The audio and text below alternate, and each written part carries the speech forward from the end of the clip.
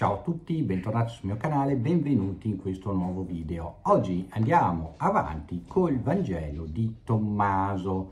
Oggi vediamo per la precisione il Logia o, se volete, versetto 13, 14 e 15. Andiamo via sempre di trittico, cioè di 3 versetti o Logia alla volta, così da procedere con un po' di ordine e di compattezza.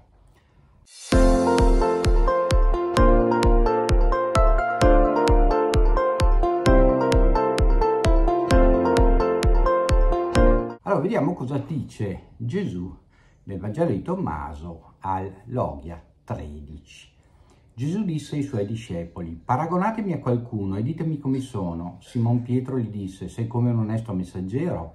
Matteo gli disse: sei come un filosofo sapiente. Tommaso gli disse: maestro, la mia bocca è totalmente incapace di esprimere a cosa somigli.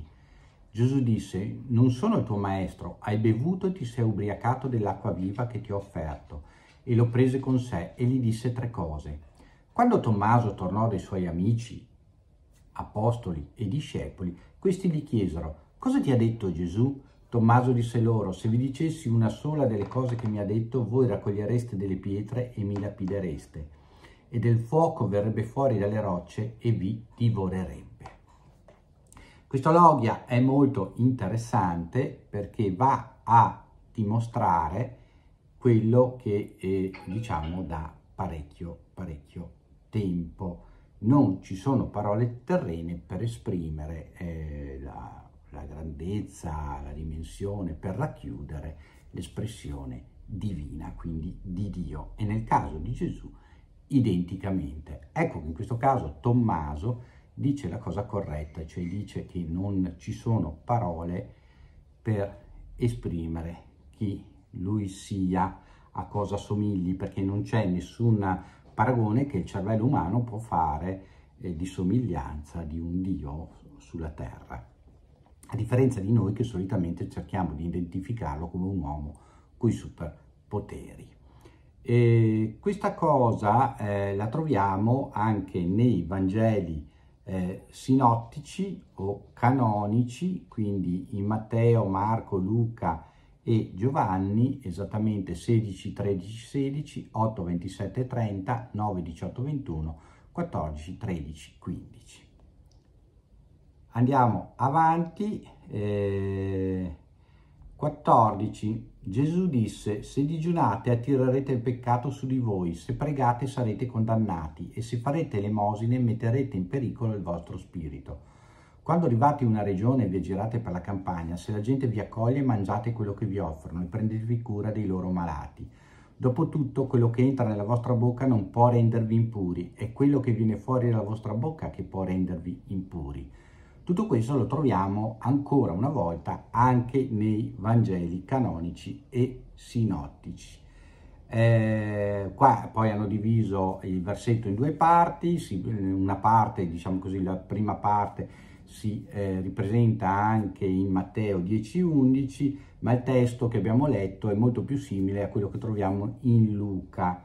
E poi ritroviamo la parte B: dopo tutto quello che entra nella vostra bocca non può rendervi impuri, e quello che viene fuori dalla vostra bocca che può rendervi impuri, lo ritroviamo anche negli altri 2 Vangeli. Perché dice questo Gesù? Perché mette in attenzione che ogni cosa che si fa di avvicinamento a Dio, di avvicinamento alla propria forza spirituale, ovviamente prepara il terreno all'oppositore, al diavolo, che cercherà in qualsiasi maniera di farci lo sgambetto. Quindi metterete in pericolo il vostro spirito. Il resto invece è cosa risaputa: quando andate ospiti degli altri mangiate quello che vi viene dato, non fate i soliti ebrei osservanti che una cosa non la mangiano, l'altra non la mangiano, una cosa deve essere così, l'altra cosa deve essere così, che non è quello che vi rovina lo spirito. È inteso è quello che esce dal vostro cuore, dalla vostra bocca, che vi rovina lo spirito. 15 e ultimo Logia o versetto di oggi. Gesù disse: quando vedrete uno che non è nato da una donna, prostratevi e adoratelo, quello è il vostro Padre.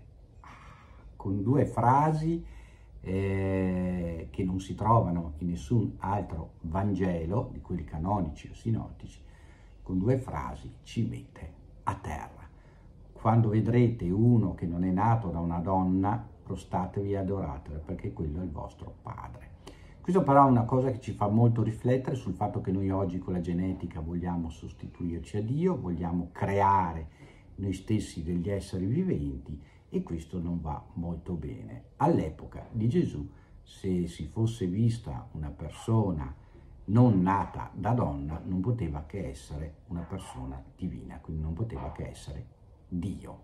E quindi, una volta visto, prostrarsi. Certo, chissà come avrebbero potuto sapere questo, ma sicuramente lo scopriremo andando avanti.